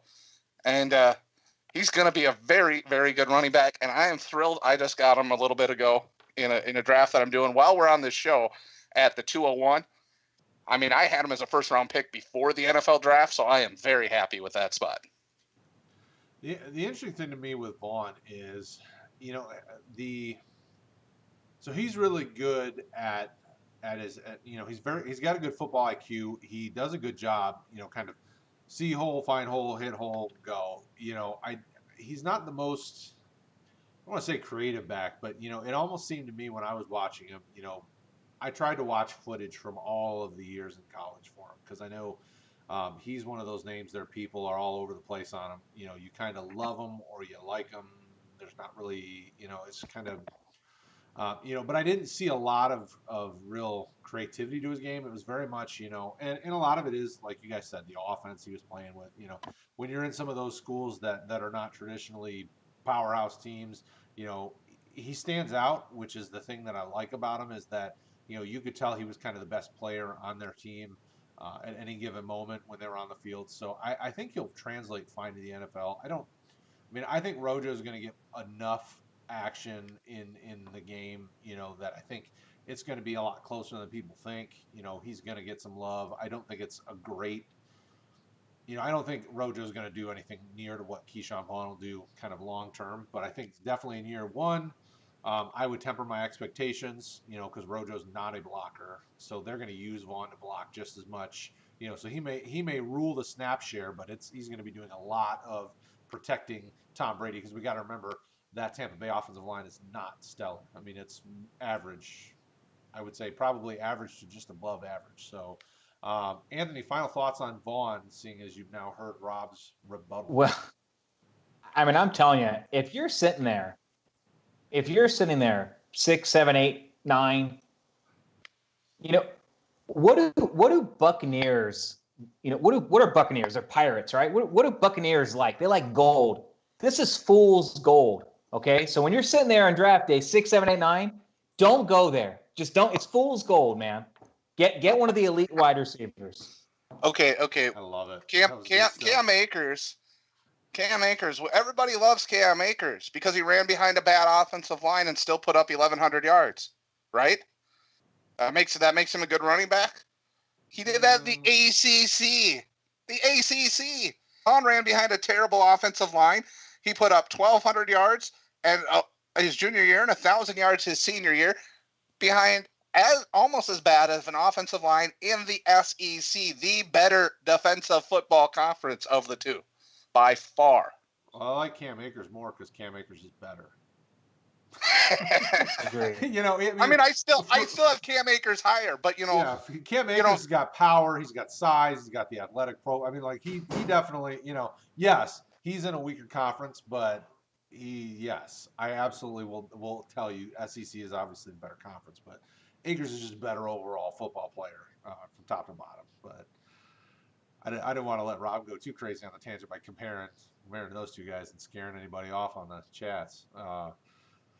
It is. I mean, they're a lot closer, I think, than a lot of people give them credit for. Well, I think the big thing for Akers, if you're gonna do side to side, is Akers has less competition. Like Henderson's not going to steal much from him. I can't imagine. Rojo's not going to steal a ton either, but Akers should clearly walk in from day one and be the man. Where I think Bruce Arians will kind of split it a little bit more. Because you saw it early on in David Johnson's career, where there was a little bit, and then David Johnson was clearly the better runner, so he took the job easily. I agree with that. Yep, there'll definitely be some split early for sure. But I think Vaughn's going to ultimately win that backfield. So, I mean, if they both win it, which offense would you rather have the lead running back in right now in the NFL? Are you talking about between those two? Between the Bucs and the Rams, if Akers can win his job from Henderson, let's just say it takes them both till week 4 to do it. So week 5, they both become the clear-cut starting running backs for their teams. Vaughn, Akers, which offense is more conducive to producing a top-end running back, in your opinion, this next season, or even the season after Brady stays around? Who knows what that offense will look like in 2 years? That's the one knock I have. I would think Akers is safer play if you're looking for immediate return on investment. I think Arians' offense long term probably gives Vaughn a better chance for being kind of just as successful as Akers. So for me, I would go with Akers, but I don't hate the argument. I do love Shane over on YouTube. He said Trent Richardson did so well in the SEC. He must be good too. Now he's just razzing us. That's what. Yeah, he says razzing me. Well, but we will. Yeah. We also had the question: is can Vaughn catch the ball out of the backfield? Well, he had more catches out of the backfield than Cam Akers. Yeah, 4 more yards. Vaughn does a good job catching out of the backfield. Yeah. I think Rojo's going to get a little bit of both, but I don't think he's going to get a ton. I think clearly by midseason they'll see that Vaughn is the better runner and the better player overall. But like we talked about earlier, with everything that's going on in the world, teams are going to go with kind of the safe guy that knows the playbook, even if he's not the better player, until the other guy gets up to speed. So I think this clearly will take a little time. Anthony, final thoughts before we go into our final segment, before we cut this off? No, I mean I think we have a good consensus top 10. The only guy who I'm missing from the top 10, I think, is T. Higgins. I have Higgins 8 overall, and I think he and Burrow are going to be really good. And AJ Green is I haven't seen him in years, so I don't expect big things from him. So I really do like T. Higgins. So that's the only guy I'd like to mention here before we sign off. I think that I would certainly take him over Vaughn.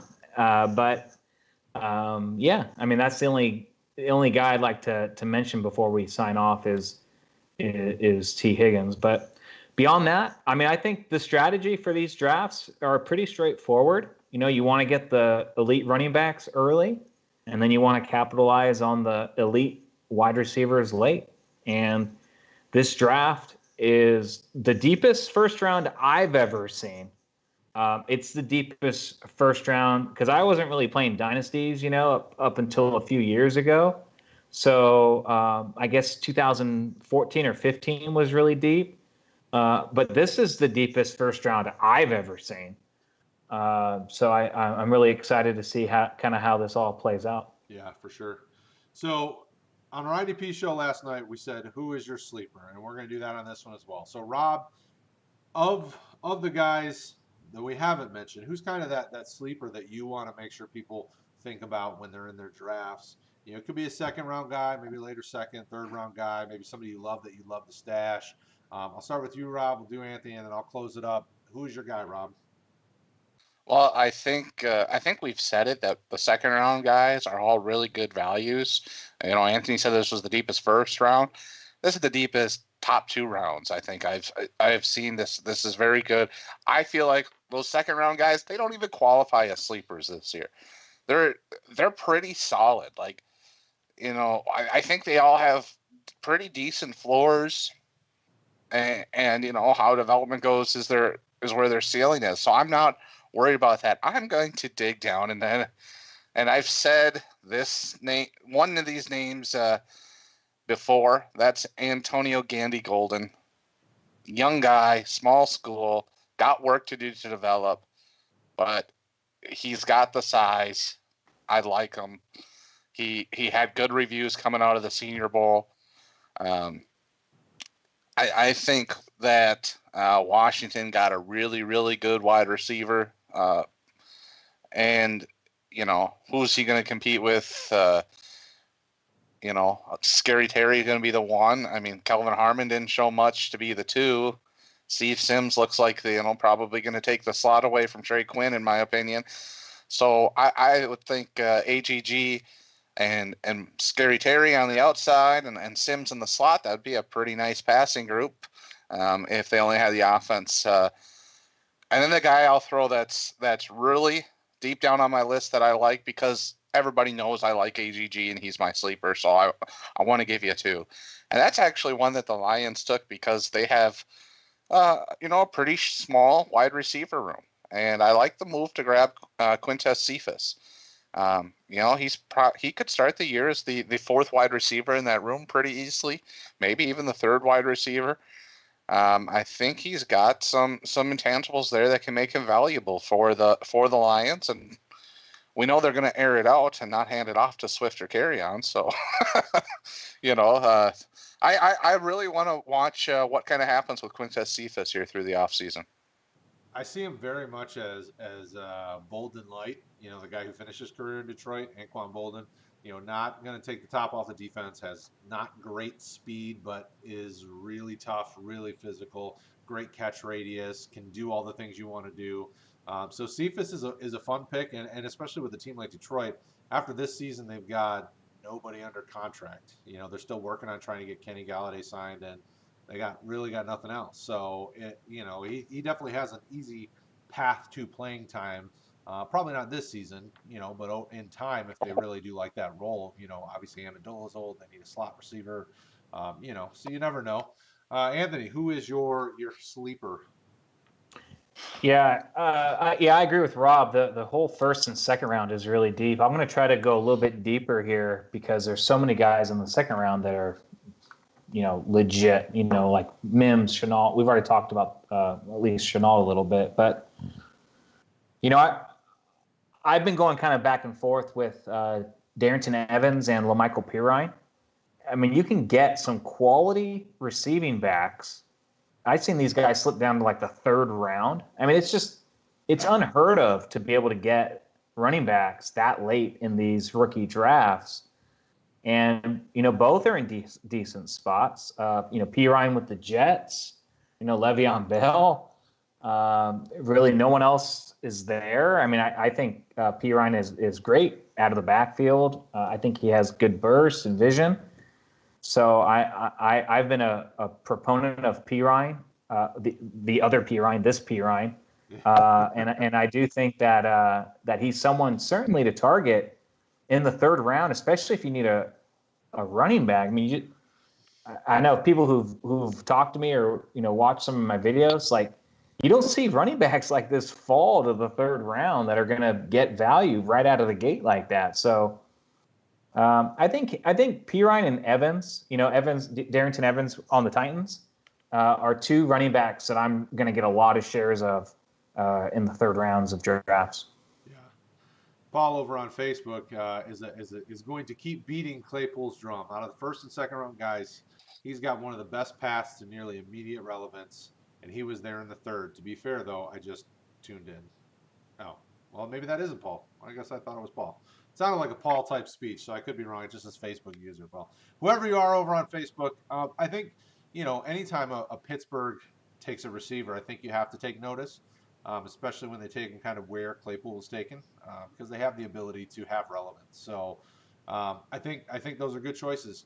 P Ryan it terrifies me because when Samaje came out, I was like, oh, this could be a really sexy landing spot, and then I was wrong. So but LaMichael's not the same. Definitely different running back, different style. And a solid landing spot. The guy I'm gonna go is probably even deeper for everybody, but I think with what they have there, we know they don't seem to be. Rashad Penny can't seem to take the role, and Chris Carson can't hold the football and stay healthy enough to keep the role.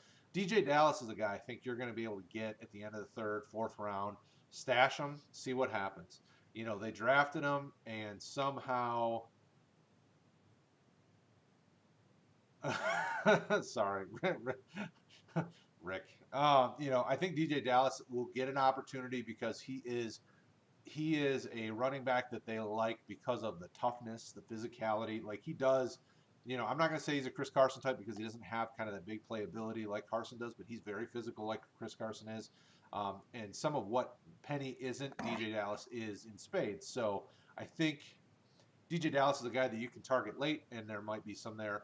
Obviously I would have mentioned all my normal names, Josh Kelly, Anthony McFarland, but everybody who's watched the show knows I like Josh Kelly and Anthony McFarland. They're not sleepers because I talk about them enough. So I'm going to say DJ Dallas. I think you guys all made good choices. I think those are all interesting guys that you can target later in drafts to kind of see what happens. And there you go. So we talked about our top 10. Yeah, you like him, Rob? I like him a lot. Actually, of everybody we've listed, he's the highest ranked player I have on this sleeper list. I've got him as my player 28, so I've got him as an early third round pick for the same reasons you said, with that Seattle backfield and Penny hurt, Carson, hurt often or fumbling or whatever it is, and Pete Carroll wanted to run the ball, and I like him a lot. So that's a good one there as well. Yeah, absolutely. I thought so. I mean, he's a guy that I haven't seen a lot of people hype post draft because of the landing spot. There is obviously clearly starters ahead of him, so he'll be a guy that will take time. But I think he has the profile to, and the ability to stay healthy to add some value there. And ultimately, that's it. Top 10's in the books. We've said it. You've seen it. If you guys want to know more about our rankings, rotoheat.com. We've got rankings for 1QB, Superflex, Devy, IDP, rookies. We got it all. Thank you for everybody who's been hanging out in the chat. The chat's been great tonight. Everybody's been having a lot of fun and good conversations, and that's what we're about here at RotoHeat. So if you've been new to the channel and you haven't really seen much of our stuff, we have a growing Facebook community of well over 1,400 people. We've got a growing Discord channel. Obviously YouTube is growing. We're getting closer to 1,000. So make sure if you like it, like and subscribe. We love to have more people on here chatting with us. Thanks Rick and Shane and Jason and all the crew for hanging out. CXK and Philip and all the guys that have made it around with us. I know we've gone close to 2 hours, but thank you guys for hanging out with us. Anthony, Rob, it was awesome talking to you. Anthony, it was great having you back. Hopefully this isn't the last time this year we talk. And I think that's it. You guys have a good night. Thank you for hanging out with us. We will be back again probably next Monday with another IDP show. So I know, Anthony, we won't see you again until next Tuesday. Yeah. See you guys on Tuesday. Rob, take care. Thanks for hanging out with us, brother. And you be safe up there in the great white north of Minnesota. And hey, it's actually green right now. Amazing. Oh, but yeah, snow on the ground. Well, that's fantastic. Yeah, it's wonderful. But yeah, thanks everybody for watching. This was a fun show. Good time. I think we had a good number of people out there, so that was great to see all of you. And then Anthony, it was nice hashing things out with you, other than via text in the Discord. So good job, even if I think you're blasphemous about Carson Wentz and the Eagles. No, likewise, and I look forward to doing it again. I appreciate you guys letting me come on and share my thoughts. Hey, it was great having you guys. We'll talk again soon. You guys stay classy.